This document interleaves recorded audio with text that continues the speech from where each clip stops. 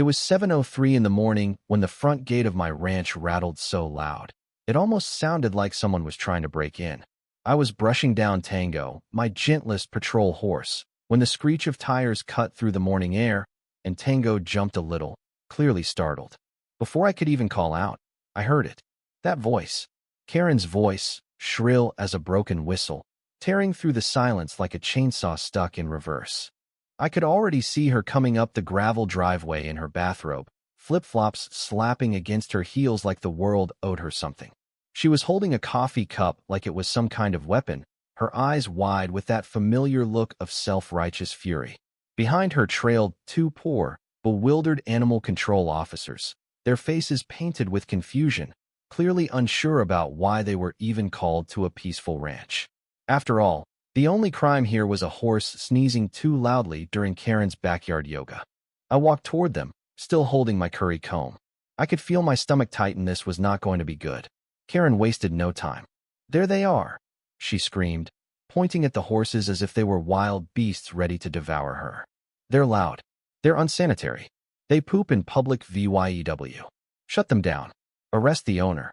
The younger of the two officers blinked twice, tilting his head like a confused dog. And that's when things really started to spiral out of control. A cloud of dust kicked up from the west pasture, and every head turned as Sheriff Briggs rode up the trail, mounted on none other than Dusty's same horse Karen had just called a public nuisance. Sheriff Briggs was in full uniform, his hat straight, his badge gleaming, and the way he rode made it clear this was a man who wasn't used to backing down. He stopped right in front of Karen, dismounted with the kind of authority that could silence an entire room, and said, "Morning, ma'am. I hear you've got a problem with one of my deputies." Karen's mouth opened, then closed, then opened again. She was flustered, trying to process the sight of a horse wearing a badge. Without missing a beat, she pulled out her phone and called 911. "Yes, you heard that right," she called the cops on a sheriff who was already standing right in front of her. This was going to be one of those days. That's it, I thought. Things are about to get wild. Of course, Karen didn't back down. No, she stood there blinking, stuck between indignation and utter disbelief. It was like watching someone try to process the fact that a horse could hold a badge. One of the animal control officers, trying his best to calm her down, gently gestured to Dusty's saddle where a laminated patrol unit ID was clipped. "Ma'am," he said, "this horse is part of the sheriff's mounted DVY shown. He's technically your neighborhood patrol officer." And that's when Karen lost it. She screeched in a pitch I didn't know humans could hit. "That's not a thing. Horses can't be cops. I want to speak to the human one in charge." I raised my hand casually. "That would be me," I said. "I'm the handler, trainer, and field coordinator for the mounted units in this district." Her face froze, like I had just told her I invented horses or something. She looked at me as though I had just broken the laws of nature. "This is a residential zone," she shot back. "You can't have livestock here. That's against HOA rules." Sheriff Briggs, not even fazed, cleared his throat, leaned against Dusty like he was taking a break, and calmly replied, "Actually, this isn't just a residence. This is a certified operational site for mounted patrol. It was grandfathered in long before the HOA even existed." Of course, Karen refused to believe any of it. She demanded documentation. She demanded the horses be removed immediately. And, most hilariously, she demanded Dusty apologize for pooping near her mailbox. By now, a few of the neighbors had peeked out of their houses, drifting toward the commotion. Someone started filming. One of the animal control officers, an older guy with a thick gray mustache, leaned in and said, "Ma'am, unless there's evidence of neglect or abuse, we don't have jurisdiction here. These horses are healthy, registered, and clearly wearing law enforcement IDs." Karen's eyes bugged out. She screamed that she'd seen Tango laughing at her during her yoga, that the horses neigh at night just to spite her, that the smell of hay triggered her allergies and messed with her emotional stability. I tried not to laugh, but I couldn't help it. Sheriff Briggs, who was clearly holding in his own laugh, just smirked. And then Karen did it again, called the police, saying she was being harassed by a rogue cowboy militia. It was like a bad movie. "Ma'am," the dispatch officer informed her, "the officer you're reporting is already on the scene and is, in fact, the sheriff." That's when I finally couldn't hold it in. I offered coffee to the animal control officers, who were now trying their best not to laugh. They declined, but stuck around, probably out of morbid curiosity to see how much deeper Karen would dig her hole. Then came the moment when Karen, clearly frustrated, stormed off toward the gate, only to trip over a rock, spill coffee all over her bathrobe, and fling her phone into the horse trough. Tango, sweet boy that he was, nuzzled her shoulder like he was concerned. She shrieked like he'd bitten her. "Don't touch me with your hooves of crime," she yelled, slipping on the wet grass and falling again. She was a mess. Wet, stained, screaming and somehow managing to baptize herself in her own humiliation. Meanwhile, someone from the crowd shouted, "World star!" And suddenly everyone had their phones out.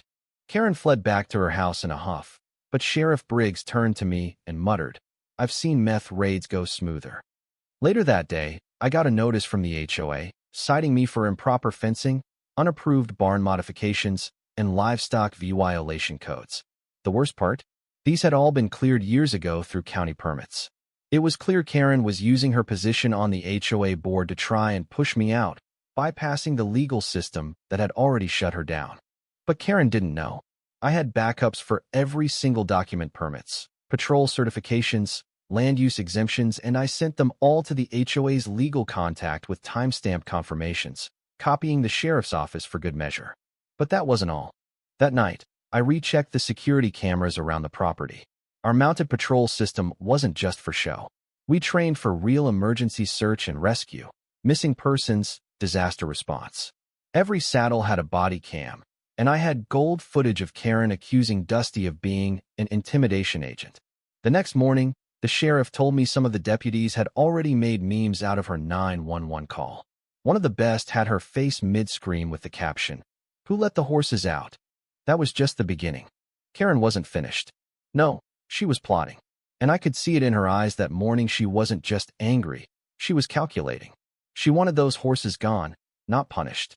She wanted them erased. Sure enough, the very next morning, I got an email from the HOA marked urgent. The subject line? Saw livestock threat to community order. Saw Karen had written a full report accusing me of harboring aggressive animals, endangering the neighborhood, and get this, training the horses to psychologically intimidate residents through synchronized stomping. I laughed so hard I almost spilled my coffee. The horses were just walking in a line like they were on a Sunday stroll, not forming a tactical unit.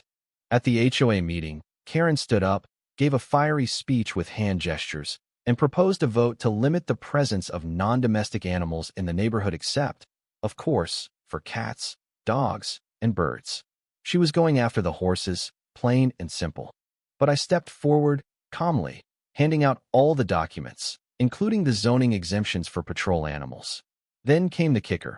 I played the body cam footage of her screaming at Dusty, calling him a war criminal. The room erupted into quiet snickers. And when it came time for the vote, only Karen and one other board member or cousin, I later found out, voted in favor of her ridiculous proposal. The rest of the board declined, and a couple of them outright laughed. Karen stormed out, her face redder than a beet. That night, the HOA board made it official. Karen was removed from her position as president, and she was banned from holding any future HOA positions for 10 years. But she didn't go quietly. Oh no, the very next day, she chained herself to her mailbox, shouting about a HOA coup and calling herself a political prisoner. The deputies showed up. They tried to talk to her calmly, but she refused to leave. Eventually, they removed her gently, but someone in the crowd whispered, "She's lost it. She's finally lost it." Karen's influence crumbled. Her power over the HOA was gone, and the neighborhood slowly returned to peace. The sheriff's mounted patrol team resumed their work without interruption. And Karen? Well, she disappeared into her delusions, posting daily updates online about how she was under house arrest by a horse-led militia. By the end of it, she had no one left on her side. Not the HOA, not the community. She was a laughingstock, her every move tracked by memes and VY Deos. No one cared anymore. And as for me, I watched from my porch one evening, sipping coffee with Sheriff Briggs as we watched the horses in the distance. He chuckled, shaking his head. "Remember when she tried to sue a horse for intimidation?" he said. I nodded, smiling. "Yeah, that was something." As the sun set behind us, it felt like the whole neighborhood was breathing a little easier. Karen might have lost, but in the end, she taught us all one thing: didn't mess with a ranch, a sheriff, and a few good horses. So what do you think? Was Karen just a misunderstood neighbor, or did she take things too far? Drop your thoughts in the comments below. Do you think the HOA was right to remove her? Or was this a case of overreach? Let me know. And don't forget to like, share, and subscribe for more wild stories from the ranch.